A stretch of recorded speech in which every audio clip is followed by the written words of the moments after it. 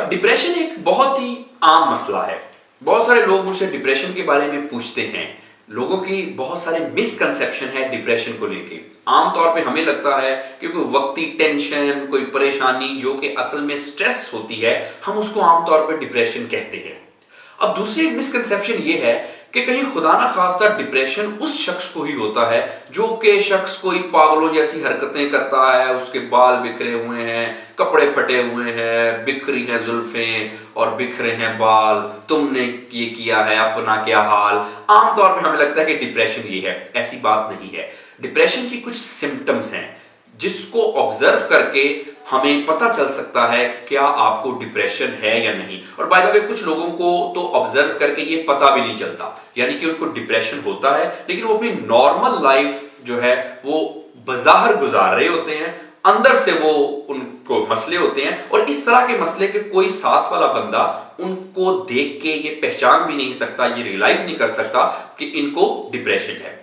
अब अगर डिप्रेशन की सिम्टम्स क्या हैं, कैसे आपको पता चले कि आपको डिप्रेशन है और आपको इसका ट्रीटमेंट कराना चाहिए। सबसे पहले तो इससे पहले इस बात को आप याद रखें कि डिप्रेशन कोई अच्छी चीज नहीं है।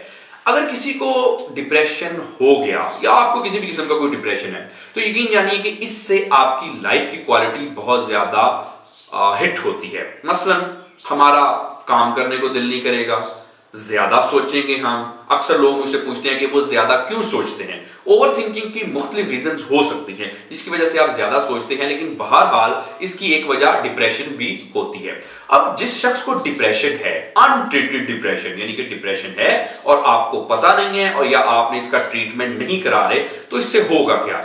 इससे हमारी पूरी लाइफ की क्वालिटी इफेक्ट होगी।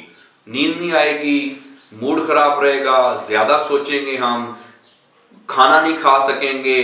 गर्ज के लाइफ की हर चीज की क्वालिटी इससे इफेक्ट होगी। रिलेशनशिप खराब होंगे, काम में आपका दिल नहीं लगेगा, काम ठीक तरह से कर नहीं सकेंगे, प्रोक्रेस्टिनेशन होगी, लो एनर्जी रहेगी।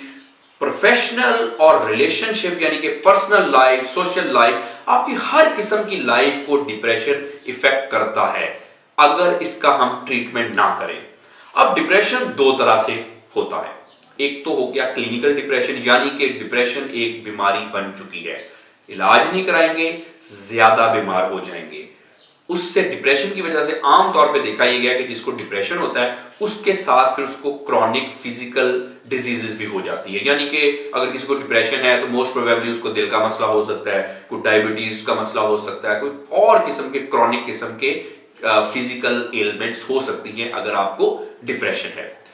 अब इसके अलावा जैसे मैंने बताया कि लाइफ की क्वालिटी तो कोई रही नहीं, काम तो कोई कर नहीं सके, और अगर काम कर भी सके तो जितनी आपको अल्लाह ताला ने सलाहियतें दी हैं आप ठीक तरह से उन अपने पोटेंशियल्स को एक्सप्लॉइट नहीं कर सके, जॉब में एक्सेल नहीं कर सके, बिजनेस ठीक तरह से नहीं कर सके। अगर स्टूडेंट है तो स्टडी आपकी इफेक्ट हो रही है, आपके रिलेशनशिप खराब हो रहे हैं, घर में मसले हो रहे हैं, फैमिली में इश्यूज वगैरह आ रहे हैं आपके डिप्रेशन की वजह से। तो अगर डिप्रेशन है तो इसका ट्रीटमेंट कराना बहुत ज्यादा जरूरी है। छुपाने से, घबराने से, लोग क्या कहेंगे, कहीं मैं पागल तो नहीं हो गया, नहीं मैं इसका ट्रीटमेंट करूंगा, this is not the way. अगर आप ऐसा करेंगे तो डिप्रेशन आपकी लाइफ की पूरी क्वालिटी को और हर एक एरिया को नेगेटिवली, एडवर्सली इफेक्ट करेगा।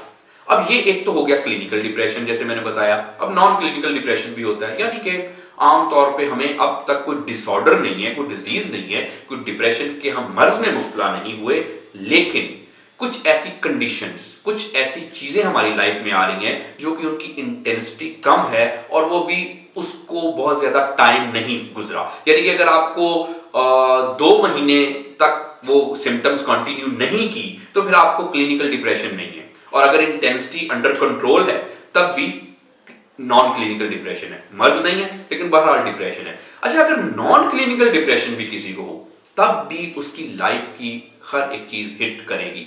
देखिए, डिप्रेशन, एक शख्स जिसको डिप्रेशन है वो एक चल फिर तो रहा है, सांस भी आ रही है, लेकिन सांस रुकी हो, जैसे किसी से जैसे आमतौर पे जुदा हो के ऐसे लगता है ना, सांस रुक गई है। डिप्रेशन के मर्ज में हर वक्त ही सांस रुकी रहती है, चाहे आप किसी से जुदा हो या ना हो, कोई आपको कोई लॉस हो या ना हो, बस डिप्रेशन है तो जिंदगी से मायूसी, नाउमीदी, लो एनर्जी, मूड का खराब होना, नेगेटिव थॉट्स का आना, काम करने को दिल ना चाहना, जिस्म के किसी हिस्से में दर्द भी हो सकती है, नींद आपकी डिस्टर्ब हो सकती है, आपकी भूख डिस्टर्ब हो सकती है, मूड खराब हो सकता है आपका। ये डिप्रेशन की कुछ जनरल सिम्टम्स हैं। इसके अलावा और भी डिप्रेशन की सिम्टम्स हैं। किसी शख्स में ये सारी सिम्टम्स नहीं पाई जाती। किसी एक शख्स में एक कुछ 2-4 सिम्टम्स होंगी, मुमकिन है किसी दूसरे शख्स में कोई दूसरी तीसरी सिम्टम्स पाई जाए। तो डिप्रेशन घबराना नहीं है, छुपाना नहीं है, कोई जानलेवा चीज नहीं है, हो जाता है। आजकल तो बहुत सारे लोगों को डिप्रेशन है। इसमें क्या है, खांसी जुकाम बुखार हो जाता है, इंसानों को ही होता है, तो डिप्रेशन होने में क्या बुरी बात है, हो जाता है, इट्स ओके। अब डिप्रेशन में 2-3 चीजें अक्सर लोग मुझसे पूछते हैं कि ये होता क्यों है, क्यों, क्या वजह है। अब इसमें सबसे पहले इस चीज को याद रखें, मिसकंसेप्शन है कि डिप्रेशन कुछ उल्टा सीधा खाने से नहीं होता। उल्टा सीधा खाने से कोई पेट तो आपका खराब हो सकता है, या किसी जर्म्स ने अटैक कर दिया आप पे, कोई वायरस ने, कोई बैक्टीरिया ने, तो उससे आपको फ्लू और बुखार वगैरह तो हो सकता है, डिप्रेशन नहीं हो सकता। बस डिप्रेशन यही होता है कि जिंदगी के हालात और वाकयात से हम अक्सर सताए जाते हैं, हमारे अंदर कुछ ट्रॉमास, कुछ इमोशनल वुंड्स रह जाते हैं, या आपकी दुनियादारी की रस्में, मैं हूं अब इनके बस में।